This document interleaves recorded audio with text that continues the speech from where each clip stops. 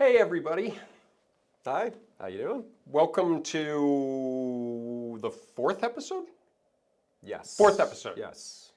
of Unscripted. We are so glad you're with us today on lunch or dinner or breakfast or wherever you are out in the world. Chime in on chat if you're out there and let us know where you are. We are in sunny Chapel Hill, North Carolina. That's actually rainy. Sorta sunny. It's rainy Not so Chapel sunny. Hill, North Carolina. But I am Patrick Curran, my sidekick Dan Bauer. Hey, Say hi, Dan. I am not a sidekick. Patrick's sidekick is Greg Hancock. That's on his other thing he does. Okay, so what are you then? You are equal partner in all activities related to Unscripted. Uh-huh. Except I'm older than he is, and so he can always play that card. Welcome. You know what we're going to do today is talk about factor analysis, and we're going to try to fit in about 100 years of information in 30 minutes or so. So at the level of depth you've come to expect. and expertise Yeah. that you have come to Yeah. expect. And Dan has made me promise to not tell too many stories because it eats up like 20% of the time.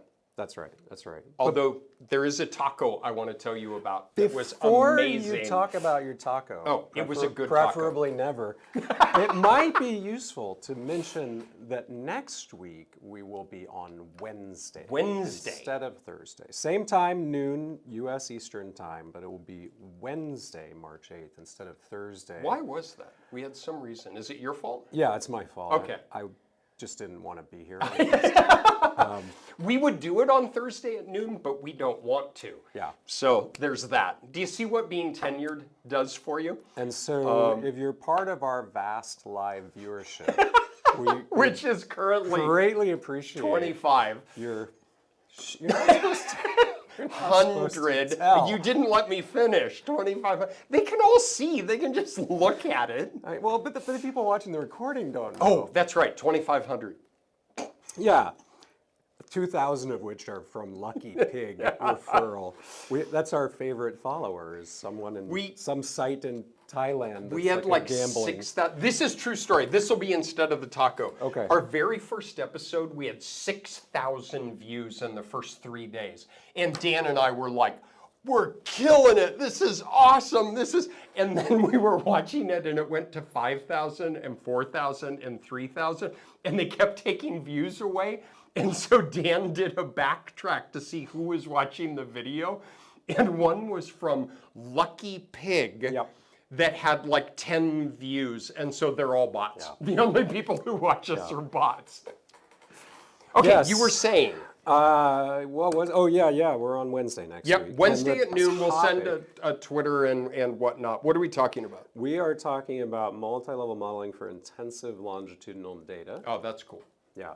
That's a good topic. We did a APA science training on that topic last fall, so we should know something about it by this time. One would think. Because we're lazy, we're recycling it, and we're going to do it again next week. No, this is professional development, is we are further refining our pedagogical materials to enhance dissemination to a broader audience of researchers. You'd think that doesn't work, but somehow It does. everything he applies for, Everything.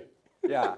It's hollow and vacuous. I'll be like, hey, I'm going to apply for sabbatical. I know you just got one. Could you send it to me? He sends it to me. I'm like, this is all just BS. He's never going to do any of this, but it sounds amazing. He sent me a profanity-laced text about how it was total crap and that I wasn't going to do any of it. But I got a year off. I got a year sabbatical. That's right. And you know what? I didn't, so.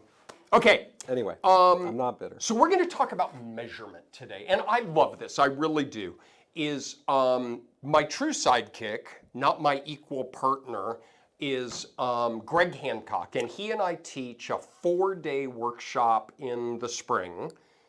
You might say he's the Robin to your Batman. We're not going to go down that blind alley. May 16th to 19th, if you're interested in learning more, we talk about exploratory factor analysis, confirmatory factor analysis, scoring, all sorts of really fun stuff. We're going to talk about 30 minutes here. But what it is if you think about, is there one common denominator in the sciences? Is there one thing that we require? And it's measurement. We have to have measurement. And there have been entire textbooks written about this, and one of my favorite definitions came out of the 1930s, a guy named S.S. Stevens. We'll put the note in the show notes, the citation, because it's actually a really important paper. And he's the one who very first establishes nominal, ordinal, interval, ratio levels of measurement. But paraphrasing, and it's only a slight paraphrase, is he talks about measurement being the principled assignment of numbers to observations. So think about that. Think in your daily life. Think in everything that you navigate, the principled assignment of numbers to observations. That is measurement. We think about the stock market. We think about your heart rate. We think about your health. Whatever it is it's fundamentally measurement. Now, what's interesting is in a lot of things we study, measurement is actually fairly straightforward. You need a single item, a good ruler, you can get height, a good scale, you can get weight. Is if you have a good radar gun on a cop, you can get velocity. We don't need 10 different measures of height. We can have a single indicator, a single variable that assesses height, except for exoplanets. Yeah, what about the exoplanets? So Dan and I have written a lot of papers together. And I put in a bunch of stuff, and then Dan cuts it out. And then I put it in, and then Dan cuts it out. And I had a whole 2-page section on a Ptolemaic orbital system of the planets versus a Copernican. He cut the entire thing out. And then I read a final page proof on a paper we write, and you put in a paragraph on exoplanets. I mean, in fairness, I didn't see how epicycles predicting tides better really furthered the goals of the paper. But the exoplanet thing was totally on point because the paper was because you wrote it, yeah, and I didn't. I mean, I wrote it, so that makes it better inherently. But it was just a cool example because we tend to think of like the hard sciences have these nice physical perfect measurements, but they're often having to infer things that they cannot observe directly from indirect measures. And I was just reading this article about the hunt for exoplanets, and part of the way they do this is by looking at how the light coming from a star dims periodically, and from that they can infer the size of the planet, the length of the orbit, and even the composition of the atmosphere. And that's just a cool example of how we can use indirect measurements to get at underlying constructs of interest. Patrick, you're typing in the chat again. I didn't type anything. I can't trust you. I didn't type anything. So I found that very relevant. I know you were paying a lot of attention. And in fairness, I did let you keep Don Quixote in another. You did. I have the word quixotic in a title, and so I got that. But I love the exoplanet things because it does indicate that there are a lot of things that we have to think about that we cannot directly infer, that we cannot directly observe, right? So think about from a psychological, get out of my way, get out. All right, is that we can't directly observe. So we're in psychology, although think about the social sciences more broadly, things like depression, anxiety, happiness, gratitude. We can think about optimism for the future. One of the things, I have to admit, I've got a bit of a bromance with a guy named Kai Ryssdal, and he has a podcast called Marketplace, and he's just dreamy. He talks a lot about what are people's perceptions of inflation, not actual inflation, perceptions of inflation and the impact on the economy. And so there are a lot of things that we believe to exist, but we can't directly observe. And we refer to those as latent because we believe their existence, but we can't see them. Last week, if you were foolish enough to be with us, we had latent growth curves. We believe this trajectory to exist, and we're going to infer it based on a set of indicators. We're going to do the same thing here. We're going to use a method called factor analysis. The earliest days go back to 1904 in Charles Spearman. Now, to put things in perspective, it was within a year of the Wright brothers flying right out here in North Carolina, out in Kill Devil Hills, where the Wright brothers Spearman was the inventor of factor analysis. And from there, we've had more than 100 years of development in it. But let's imagine, as a starting point, that you and your colleagues, whatever they may be, if you're grad students, you're in a postdoc, you're working whatever, you have an expert panel of reviewers, and you're going to come up with a new measure of depression. All right, we're just going to use that as a motivating example. And you want to study it in adolescence, all right? And so we believe depression to exist, but we can't directly observe it. We want to infer that. All right, so you sit around and you swirl glasses of wine. Again, I don't know why people swirl it, but you do, evidently, because it's got legs, right? Wine has legs. I don't know. This is what I see in the movies. And you come up with, let's say, 10 items that you think, from your professional theoretical perspective, indicate the presence of depression in kids. So I will make 10 boxes, 2, 3, 4, 5, 6, 7, 8, 9, 10. All right, did I do that right? That's I think a lot I of got it. boxes. That's a lot of boxes. 5, 6, 7, 8, 9, and 10. All right, and maybe you have these where you ask a kid, how often do you feel lonely even in the presence of other people? And you have 1 to 10, and 1 is not at all, 10 is very much, whatever. You have it scaling. We could have a whole discussion about how do you go about scaling those things, but you have 10 of those items, all right? Now, what do we have? Let's say we have a couple hundred kids that you study. Well, each of these has a mean, and each of these has a variance, but each of these also have covariances, right? 1 and 2 correlate with each other, 1 and 3, 1 and 4, all of them do. All right, parlor trick, how many unique bivariate correlations are in a 10 by 10 matrix? P times P minus 1 divided by 2 is 45. There are 45, 10 times 9 divided by 2 is 45. There are 45 bivariate correlations. Well, how do we make sense of that? Right, is we have a 10 by 10 correlation matrix. There are 45 unique correlations, 1 with 2, 1 with 3, 1 with 4, 2 with 3, to all possible ones. What we want to do is we want to take a larger amount of information and we want to reduce it down to a smaller amount. That's the cornerstone of all of multivariate statistics. We take a larger amount of information and we reduce it to a smaller amount of information.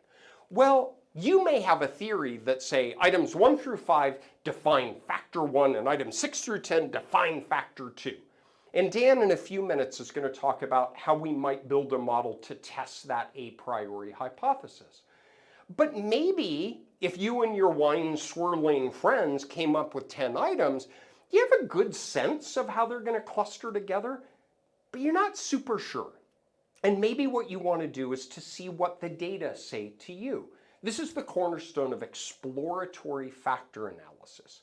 Is what we're going to say is, I could extract, all right, I'm using air quotes, but extract means kind of identify or define. I could extract a minimum of 1 factor, where there's just some one honkin' factor that explains the correlations among all 10 items. And that's where Spearman started. And that's where Spearman in 1904 started, was just 1 factor, right? This dominant G factor, right, for general ability. At the extreme, I could extract 10 factors, all right? But what's the point? I had a 10 by 10 correlation matrix, and now I got a 10 by 10 factor matrix, or correlation matrix among my factors. You haven't achieved anything. What we want to do is to figure, well, what is 1 or more or 10 or fewer that best characterizes the data that I observe, the sample correlations? And that's fundamentally what exploratory factor analysis is. Do we need 1? Do we need 2? Do we need 3 to explain the items? So we can think about exploratory factor analysis as a very basic steps, right? The very first step when you do this yourself is step 1, it's called extraction. And it's not a great word, but it historically is what's been used. That is, right out of the gates, how are you going to do your factor analysis? All right, so there's a thing called, and oh, people are going to yell at me for this, principal components analysis. Oh boy. All right, I actually love principal components analysis. Principal components analysis, for those of you who are yelling obscenities at me, well, about this and not in general. It's not factor analysis. You don't have to cover your mouth. First, you're sitting right there and I see you. But second, PCA unambiguously is not factor analysis. If you want to know why, hang out with me and Greg and we'll tell you. is what it is instead of estimating latent factors, it's estimating optimal weighted components, combinations of items. There's so many similarities with factor analysis, people often lump it in. But I know it's not factor analysis, but I'm going to put it in there. May I make a brief aside? If it's a brief aside. It is brief. PCA is principally used for data reduction, which is something you can also use EFA for. But I think one of the ways in which they differ is with EFA, you're not just looking to reduce the data, you're also looking to understand the construct space.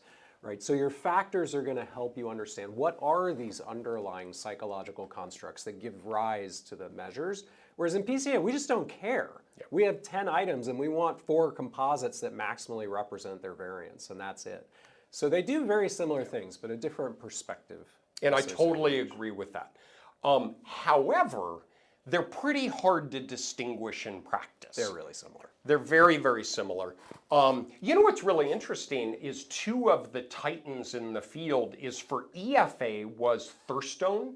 Well, Dan and I are in the LL Thurstone lab. He was here. Dan is the director of the Thurstone lab, and he assigns me classes that I don't want to teach, and I come up with reasons for not teaching them. But who invented PCA? Now, my 90-year-old Irish Catholic mom would say, God invents and humans discover. So Hotelling, his name was, discovered PCA, and he was right across the street in statistics. So it was a really amazing time in the 30s, 40s, 50s in this. Doesn't matter. That's one way. There's a cool thing called principal axis factoring. There's a thing called image analysis. Well, the gold standard now is actually we're going to use maximum likelihood estimation to extract our factors. So your advisor says, great, you're going to do an EFA. How are you going to extract it? Maximum likelihood.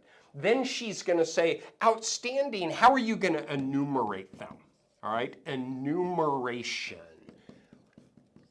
Why can't we just say estimate, count, things? We always have to have fancy words. Enumeration. That's how we get tenure. This is the most important part. Everybody mark this down. All right, you will be tested on this at the end. Oh, we don't have tests. If we gave tests, you would be tested on this at the end of the week. This is the most important part that you do in the entire thing. What is it?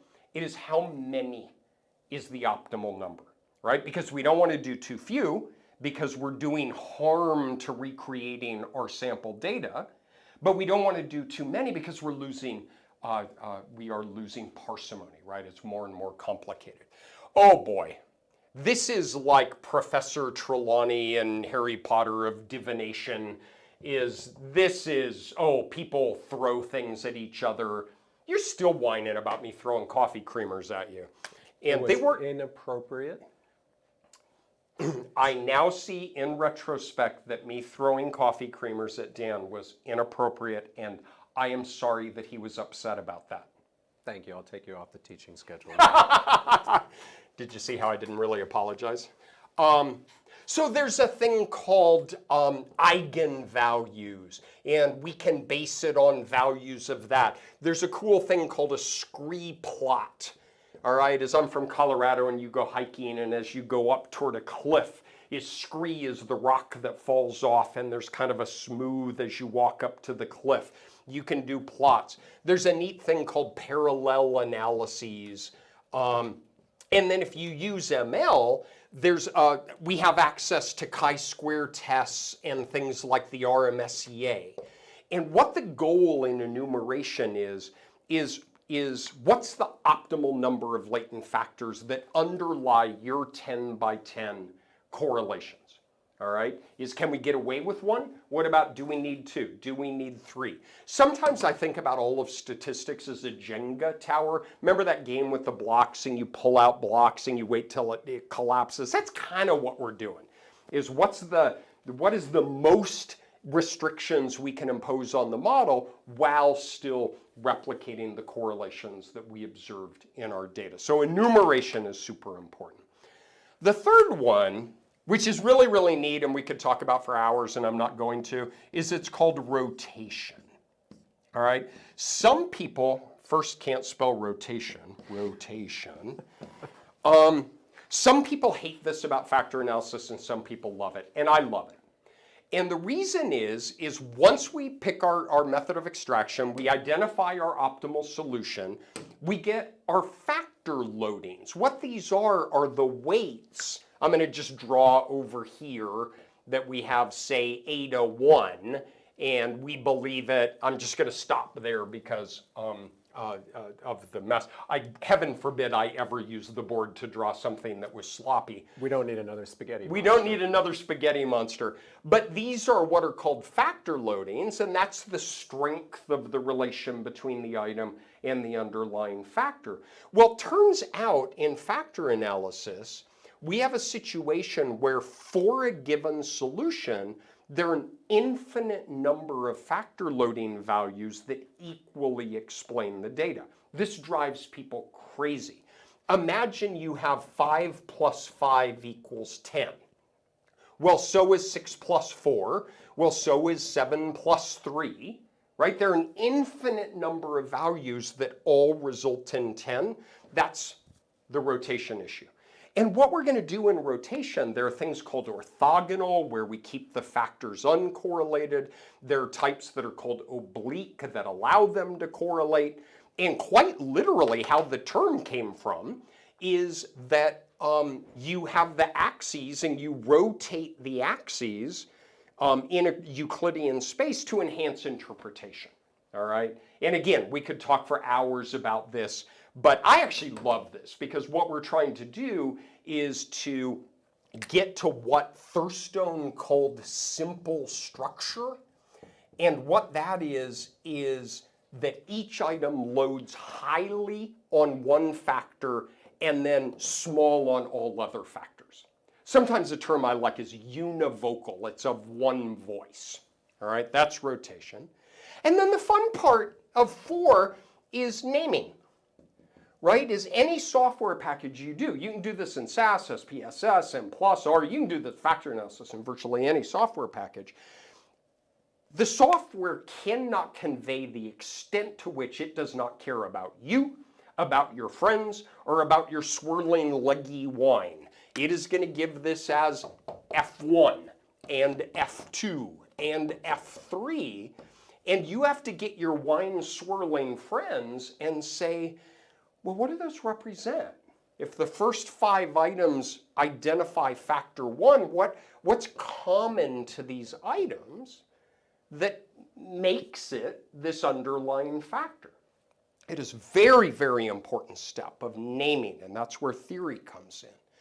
So this is 100 years and a 15-week doctoral class in like 15 minutes. But what we're doing is letting the data speak to us about how it wants to be organized, right? Now, never would we stop here, right? Some of the pre-registration people go a little nuts. Go for it while I do the throw. Because we are literally looking at our data to help us determine the optimal solution. This is a development phase, is that we would want to, we would want to replicate this. We would want to cross-validate it. We would want to do all these other things. Here's the thing, and this is what I'm going to throw to Bauer on, is one of the key features of the EFA is every item loads on every factor. And what we do is we do a little hoping and hoping, right? The Sarah Palin, remember her great line is just a hoping and a, what was it? I forget. Oh, she has some classic line. She could see Russia from her back porch. She could see Russia from her back porch. But what we do is we hope that item 1 loads on one factor and has small loadings on all the others. But we can actually make that a testable hypothesis. And Dan at the web desk is going to talk to us about that now. How's the weekend looking, Dan? The weekend is looking a little less like simple structure than we might like. I know. But yeah, so as Patrick was describing, in an EFA, and here I'm going to say we have 2 factors, and maybe we do an oblique rotation, so we allow those factors to be correlated. In an EFA, everything loads on everything else, right? So factor 1 is going to affect every item, right? And too many items, 10 boxes. You big right? baby. So there's factor 1 loading on everything. You're just mad because you can't reach that high. I also can't open the blue marker still. And factor 2 is loading everything's loading on factor 2 as well. And if we had a factor 3, everything would load on factor 3. And if we had a factor 4, everything would load on factor 4. But if we believe that there's going to be some kind of simple structure in our data, why not impose that directly on the factor pattern matrix and then test whether the data is consistent with those restrictions? And that is fundamentally what confirmatory factor analysis is all about. We're not going to estimate every possible factor loading. We're not going to saturate that. Instead, we're going to say, well, I'm going to let some factor loadings be estimated and other factor loadings will not. All right, so let me erase this mess of arrows. And now we're going to say, all right, if I really think that there are these two constructs, right? So maybe one of these is depression and one of them is anxiety, right? Maybe I believe that the first 5 items, those are intended to be measures of depression. And the next 5 items are all intended to be measures of anxiety. Right, now notice factor 1 has no loadings pointing at 6, 7, 8, 9, or 10. Right, no arrows. Factor 2 has no arrows pointing at 1, 2, 3, 4, or 5. Right, so we've restricted the factor pattern matrix. This factor loading is implicitly set to 0. Right? And those restrictions on the factor pattern matrix are testable. Right? If our model is identified, and there are various rules for how to establish identification, but provided we have sufficiently many more items than we do factors, our model is going to be identified generally, and we're going to have the ability to test whether this 2-factor structure, right, does it explain the pattern of associations that we observe in our data? We would typically assume if this 2-factor structure holds that these items are going to be fairly highly intercorrelated, and these items are going to be fairly highly intercorrelated, and this set of items is going to correlate with that set of items, but not as high. Right? There's going to be some correlation due to the correlation between the factors, but there's going to be a stronger correlation within each set because they're due to that common underlying factor. Right, so we can test, well, if our 2-factor structure is correct, do we see that pattern of correlations in our data? And we'll get our chi-square test of model fit, and we'll get other kinds of fit indices that are commonly used in confirmatory factor analysis and SEM, the RMSEA, the CFI, the TLI. We can evaluate how well does this model fit the data. All right, now here's one other benefit of this is these restrictions are going to identify the model without any need for rotation. There's no longer an infinite number of possible solutions to what these factor loadings might look like. There's one. The model's identified, there's a unique solution, there's one set of parameter estimates that holds for the data, right? And either that structure reproduces the data well, and we get good fit, or it doesn't, and we get poor fit. Now the thing that, I mean, that all sounds great, except that where things get a little bit tricky is let's say this model doesn't fit the data. Let's say we get poor model fit. Then very commonly what people do is they might start to look at things called modification indices, right? Where in the data might I need to add another path, right? And a modification index might say, well, item 4 really wants to load on anxiety 2. So add a cross-loading there. And we add a cross-loading there and we look at our fit and maybe our fit gets better. Maybe it still doesn't fit great. And the modification indices say, oh, well, item 8 actually wants to load on depression, and so we add another arrow in there. Or it might say, you might want to correlate these residuals between 9 and 10. As soon as we start making these data-based modifications to our model, whether it's through the addition of cross-loadings or through the addition of correlated errors, or by saying, oh, the 2-factor model didn't work, let me try a 3-factor model, we start to kind of move out of that confirmatory framework, and we're actually edging our way right back into an exploratory factor analysis type situation where we're allowing the data to speak as opposed to imposing our theory on the data and testing the theory. So that boundary between exploratory and confirmatory is a little more permeable than it at first seems. The techniques are different, but you can kind of find yourself back in an almost exploratory framework, even within the traditional CFA model. Yeah, and I mean, that's the source of the old joke, is that exploratory factor analysis isn't really exploratory and confirmatory factor analysis isn't really confirmatory, and as long as you get your head around that, you'll be fine. That's exactly right, because exploratory is absolutely not a blind exploration, because you and your colleagues swirled wine and drew on theoretical models of symptomatology in adolescence to derive specific items to assess hypothesized constructs. It's highly theoretically informed, and as Dan says, I mean, quite honestly, rarely, if ever, for any sample of any reasonable size and any model of any reasonable interest, you're never going to accept the model that you hypothesized a priori.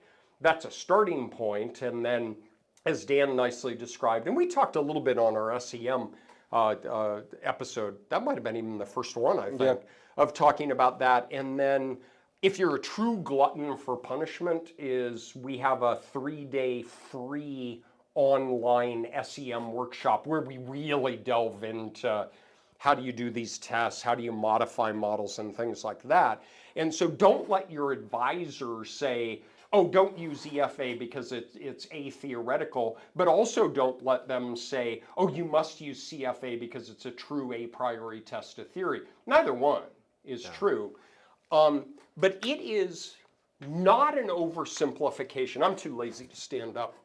It is not an oversimplification to say we have a factor loading matrix, lambda.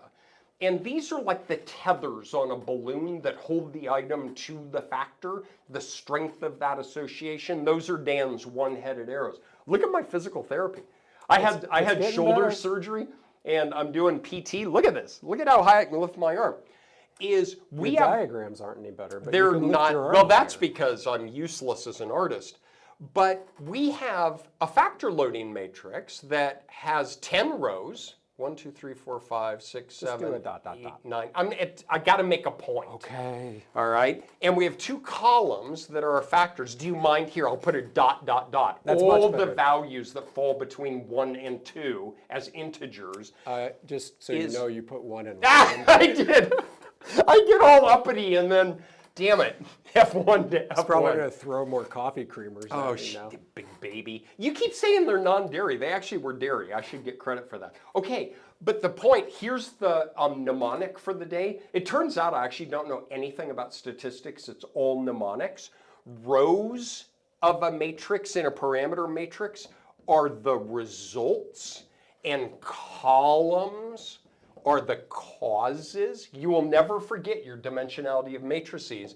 C is the cause, rho is the result. Well, the items result from the cause of the factors. That's why there are 10 rows and 2 columns. In the EFA, and these, if it'll make you happy, I will do dot, dot, dot.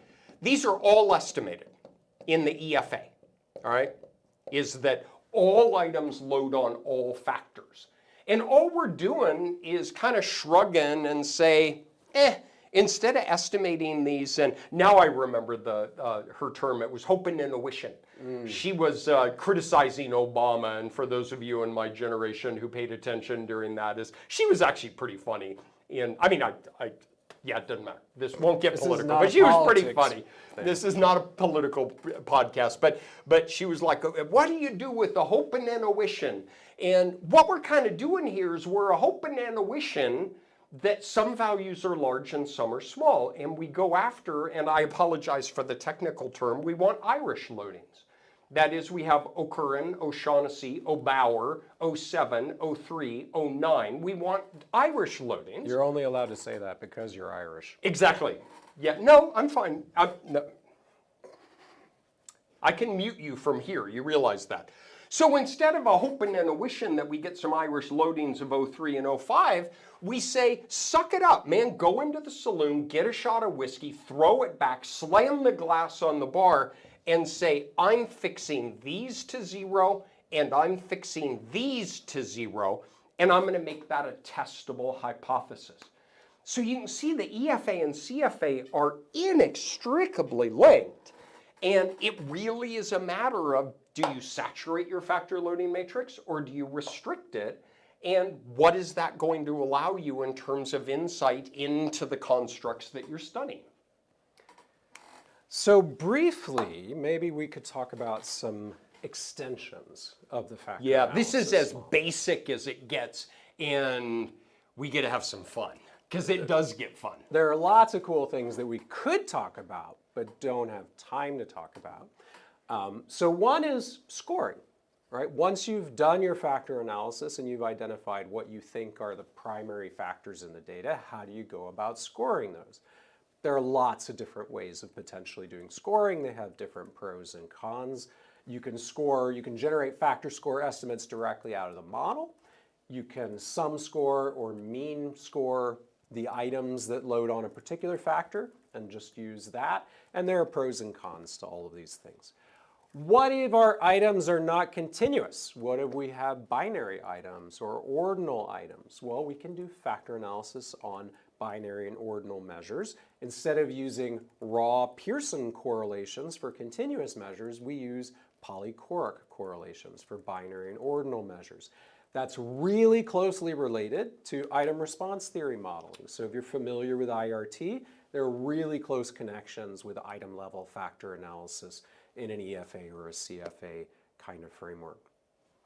We could take it into multiple groups, and we could say, well, this is the factor structure that we see for one group. Do we see the same factor structure for another? Do we find the same factor loadings for two different groups? Yes. So imagine that in the pooled group, this first factor loading is 0.72 for the pooled group. Okay, I can't draw that. 0.72. It's really a very simple question is, does 0.72 stand in for all subjects? Or does that need to take on a unique value within some subgroup, treatment or control, young or old, whatever your grouping might be? And then there's this really wild guy who lives out in the literature and makes these horrendous acronyms called MNLFA, which I is will never live this down. proposed by Dr. Bauer himself. And of course, you pronounce it MVA. But Mona Lisa. you can take a factor loading in a model and predict it with multiple covariates, including interactions among covariates. So is it equal to 0.72? Well, what about as a function of biological sex, the child's age, and the interaction between biological sex and the child's age? And we can move that factor loading up and down a number line and fine tune it. That gives us two things. One is a much deeper psychometric understanding about the structure of our items, right? We're trying to understand what is the causal underlying mechanism that gave us our items. But you know what I love about it is it can give you the potential, and I say potential because there are pros and cons, but of getting better scores. So as Dan was saying is that, we might want a factor score on F1 and F2 to take to somewhere else. And the MNLFA allows you to get a fine-tuned score as a function of characteristics of each individual kid. And imagine if it's not 0.72 for everyone, but we still used 0.72 for everyone. Whack-a-mole. Whack-a-mole, it's going to show up in the scores being biased. And we're going to assign scores that are too high for one group and scores that are too low for another. So evaluating this kind of measurement and variance allows us to get at potential inequities in measurement and address any kind of bias that could result from that. So it's really important and very cool that we can do these kinds of tests. Yeah, imagine that whatever your grouping is let's oversimplify and just say you have two groups. And I say oversimplify because we have a mechanism using the MVA approach that allows us to generalize in much more complicated situations. But imagine whatever it is you're interested in, you have group A and you have group B, and you impose 0.72 for both. Well, that doesn't represent that loading, potentially, if it differs across the group. That one estimate doesn't represent that loading for either group, and then that gets baked into the scores when you get factor scores on F1, and then many people will take the factor scores and go look at group differences. Well, hell, You just obliterated the uniqueness within each group. And so we have a whole class of models for what's sometimes called subgroup heterogeneity. That is, do you have a single homogeneous population from which you have a random sample, or are there segments? And what we're talking about is, well, we know who's in group A and group B. And then Knucklehead here has made 20 years of contributions to the field of, well, what if you believe groups to exist, but you didn't directly observe them? The groups themselves are latent. And that's the cornerstone of latent class analysis, finite mixture modeling, things like that. Like, imagine if one of your items is literally a question of feeling anxious about something, right? Some people may interpret that as we intend, of sort of anxiety, and other people's may interpret it as eagerness, right? And so you could have these two latent classes of individuals who respond to an item about being anxious about something very differently, because some think of it as eagerness and some think of it as nervousness, right? And a latent class type model allows you to see if those underlying subgroups are there. And that's a real example Dan is raising that actually has some cultural differences, where an item is your child anxious before going to school? And there are some cultures that interpret that as, are they excited to go to school? They're anxious, they want to get there. And others interpret it as they are nervous, scared, and not feeling well about it. And again, if you swirl your wine and say, well, everybody knows anxious means that they're scared, that's not how we need to go about doing research. And so there are a whole class of approaches that allow us to do that. And then ironically, what you and I actually do for a day job, well, assuming that we had a day job, not for much longer. Dan, go ahead, fire us. The paperwork alone will take me to retirement. Is longitudinal. So imagine item 1 through 5 are your anxiety items at age 6, and 6 through 10 are your anxiety items at age 7, and then you have age 8 and you have age 9. We can generalize these to a longitudinal confirmatory factor model where we are fundamentally interested in, well, does the very way in which a child expresses anxiety vary as a function of age and developmental process? A good example. Can I give you a good example? Does it involve your own kids?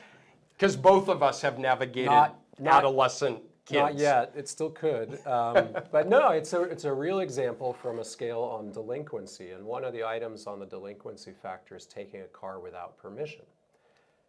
That item it over-indexes among kids who are close to the age of driving, who are about 16 years old. It's less relevant for older kids. Why? Because they probably have access to a car. It's less relevant, or it's less common, I should say, for younger kids because they don't have the foggiest idea how to drive. And it really only shows up in that age range of like 15 to 17 when adolescents in the US are starting to kind of think about driving. It's becoming a more normative behavior. And then it gets away from you in a bit, because it's kind of funny is some people advocate, well, if you're going to look at aggression and delinquency from age 5 to 20, give everybody the same items, and then you make sure you get the coverage of all the items. And then what you do is you have parents reporting on their 5-year-old of how often does your child use a knife in a fight. And this is real. Somebody did this in a project I was on. Yeah. And first, it's just hilarious, right? But the other one is it actually really upset parents. It's like, what do you think? A 5-year-old is with a knife in a fight. But at age 15, that becomes a much more relevant behavior. On the other hand, stealing a toy from another person never goes out. Right? Except you keep taking my markers. Yeah. So that one is still developmentally applicable. All right, so here's a great question. It says maybe off topic. So Peter, thank you for joining us. You've joined us the last few times. So we really appreciate it. Peter says, I know there's debate about whether you can use factor scores from EFA because of factor indeterminacy. Is there a way to quantify the amount of indeterminacy in EFA factor scores? This is a great question that I'm going to have Dan answer. So you have 30 seconds to talk about indeterminacy and 30 seconds to talk about how that plays out in factor scores. All right, so indeterminacy refers to the fact that we can't know exactly what a person's factor score truly is, right? And there were lots of debates for a long time about how big of a problem this was for factor Lots analysis. of debate. Like people were yelling at each other. And ultimately, the point of view that it came to, or at least that I'd like to think it came to, it's the point of view I like, is that it's a bit of a red herring. Is that really for a given individual, based on the responses to the items you have, your indicators, you can infer a potential distribution for what their score is, right? You can't infer their score exactly, but you can infer a distribution of what their score might be. It's referred to as a posterior distribution. And we can summarize that posterior distribution in any way we want. We could take an average, we could take the mode, we could take multiple draws out of a posterior distribution. Sometimes people do that. They're called plausible values. You sound like a Bayesian. I kinda, yeah. Anyway, we don't want to go down that rabbit hole. So indeterminacy is something people bring up as a critique of factor analysis, but it's really not. It's just that there's uncertainty, right? We can't pinpoint the person's score exactly, but we can say what their distribution is. Given a particular set of responses to a set of depression items, we can say, well, we think the depression is somewhere in this little distribution, and then how do you want to summarize that? Maybe it's with an average. Okay, that's just a measure of central tendency. I'm cool with that. Yeah. And what's really interesting, and this is misunderstood in a lot of applications, is it doesn't differentially impact EFA factor scores from CFA. Both are indeterminate. What people confuse is indeterminacy with saturated factor loading. Those are different Not things. the same thing as the rotation issue. You know, what Dan is really highlighting is it's a really simple logical syllogism, is that if we believe F1 to exist and we cannot directly observe it, then we cannot obtain the true score on F1 because we did not observe it. Therefore, we must infer its existence from what we did observe, and that is indeterminacy. You know what's really interesting is, again, I am a fan of principal components analysis. I'm not going to sell it here. There are limitations out the wazoo. Principal components are not indeterminate. They are direct composites of the items, and the very reason that it's not a true factor model is that that does not suffer from indeterminacy. Now, it's a dubious thing to flex in front of the mirror, because the reason it's not indeterminate is you're not invoking true factors. So you don't want to get a little drunk at a party and start like bragging about it. Not that that's ever happened for you. But great question. Let me just tackle the last piece of that, because you gave me 30 seconds and I used 2 minutes. Is how can we measure it, right? So the indeterminacy wanes the more information you have. So the more items you have, the smaller the indeterminacy becomes, and the stronger the factor loadings are, the more determinate the factor is. In terms of that posterior distribution, what you're doing is you're making the variance smaller. You're bringing more information to bear to triangulate on what those latent factor scores really are, so the variance gets smaller and smaller. Longer tests tend to have smaller variance, right? And so one empirical way of judging the extent of uncertainty is to look at the posterior variance or the posterior standard error for that score. And most of the factor scoring algorithms that software put in will give you standard errors on those factor score estimates. And so that's one way of getting a sense of the degree of uncertainty there. And again, so much of this, I know it looks complicated, and there are parts it is complicated, but a big part is it's not. Is what Dan is raising is it kind of makes sense. Is when I'm thinking about a new problem, when I'm trying to learn it, I often will think about the limits of that problem. Like out of calculus, is as you go, to positive infinity or as you go to negative infinity. Well, what Dan is describing is this factor becomes more and more determined, right? Meaning that we're getting closer and closer to seeing the true scores. That's a colloquialism, but you know what I mean. It's like we're better and better defining that factor as these loadings get higher and higher, as the residual variances get smaller and smaller, as the number of items get more and more, as you go to the limit, is that we get better and better and better at estimating what that factor is. So, All right, so my turn to throw a question at you. oh, this does turn into like doctoral exams. Talk about orphaned items. All right, somebody wants to know when you might remove an item versus simply change the specification. And I will pin another one on that Claire asked about, can you skip EFA and go directly to CFA? Absolutely. You do not have to do an EFA to move to a CFA.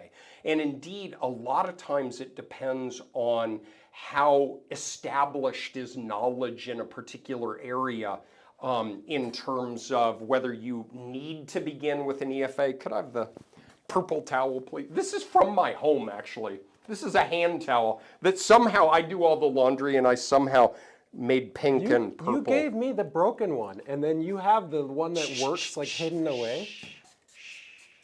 Everything's okay.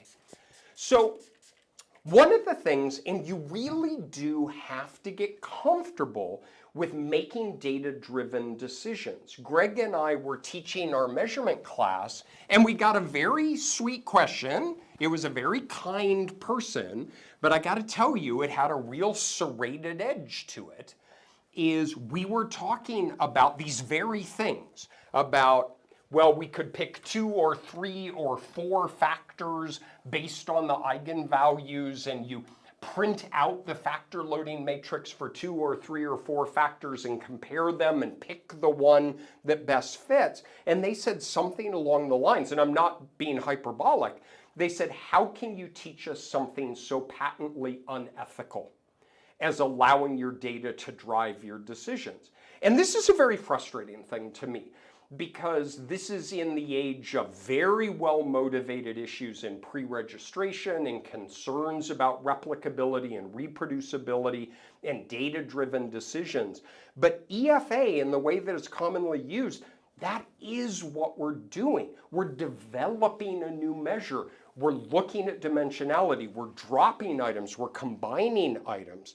And there is a lot of decisions that we make as we're developing. Go back to your friend swirling wine, is maybe you designed 30 items, but you want to get it down to the 10 best items that you can use. This is a great way of doing that. The thing is never present that to the reader, that final solution, as if you knew it the whole time and it was a priori. Again, we're throwing a pebble in the pile of science that says, hey guys, look what we did. Now somebody needs to cross-validate that using a CFA on an independent sample. Now, going back to the question is what we might find is that we have a set of items and we have factor 1, and this is a strong, factor. I'll put factor 2. These are strong. It's an EFA. We're short on time and I don't want to scatter it up. So know that this factor influences those and this factor influences those. But these are kind of the primary items that load on the factor. But we get a couple, and I like thinking about these colloquially, is we get homeless items, cross-loading items, and orphans. All right, and kind of homeless. So an orphan item, I'm jumping around, forgive me. A cross-loading item is an item that equally relates to each factor even after rotation. That is, it cross-loads. We don't like cross-loading items because say I give an item to Dan and he endorses 8 on whenever the item is. Well, it's this inextricable mixture of factor 1 and factor 2. Imagine we're making a scale score. Well, do I put the item in factor 1? Do I put the item in factor 2? We don't like cross-loading, so that's a cross-loading item. And there is a homeless item, which just kind of doesn't go anywhere, right? As it doesn't load on F1, it doesn't load on F2, and then an orphan, and obviously these are just colloquialisms, an orphan item is an item that maybe just loads by itself with nothing else. right, is notice it can have like a high factor on or a high loading on this and low on everything else. And this is kind of up to you as a researcher. Are you trying to jettison items? So from an IRT, you might give 100 math items to figure out the 20 best, right? So bam, bam, bam, they just drop, drop, drop, drop, drop, drop, drop. But maybe if you look, and Dan and I were on a project with our colleague Andrea Hussong doing this, and we had a little pair of items, right? And no matter what we did, is they always hung out. Well, Andrea, who is a clinical psychologist, looked at the items and said, oh, there's social withdrawal. So there was depression, anxiety, and this little pair that were social withdrawal. And so we ended up retaining them, but as a little mini factor. So, and you could identify those homeless items even in a CFA structure Sure. where, you know, you try to load it on a factor and it just doesn't want to. It just won't go there. The loading ends up being 0. And, you know, whether to omit it from the model, take that variable out, or try a different structure is really kind of a judgment call. And ideally, you would try to bring some theory to bear on that decision. But either way, you are again moving in a little bit more exploratory direction because you're allowing the data to tell you what that structure should look like, as opposed to just putting the theoretical structure in and then testing it against the data. yep. So hell or high water, we were going to hard stop at 40 minutes. Which we didn't. Which we did not. We thought about it. We were close. We thought, no, we weren't, but we thought about it. Actually, part of it is, like, we try to do a little bit lecture mode and then go Q&A. And I think lecture mode, it was like 42 minutes, something like that. So it's not for us. It's a within-between distinction. For us, that was not bad. But we hope you have found this of some use. We really sincerely appreciate you hanging out with us. And again, remind next week. So please join us next week. It will be Wednesday, March 8th, again at noon U.S. Eastern Time. And we will talk about multi-level modeling for intensive longitudinal data. So that's where you have a high density of measurement over time. Might be like daily data over a course of a month, or even hourly data over the course of a few days. Right, so you've got that high intensity measurement, and multi-level models are really well suited to analyzing that It's data. really, really cool. There's some neat things to talk about. And also, if you're foolish enough to be on Twitter, I'm not allowed to use any social media. We are at what? At Curran Bauer. At Curran Bauer. And you can just follow, and Dan pushes out reminders about the live stream. And so Wednesday noon, ILD, have a great rest of the day, and we will see you next week. Thanks, everyone. Bye, everybody.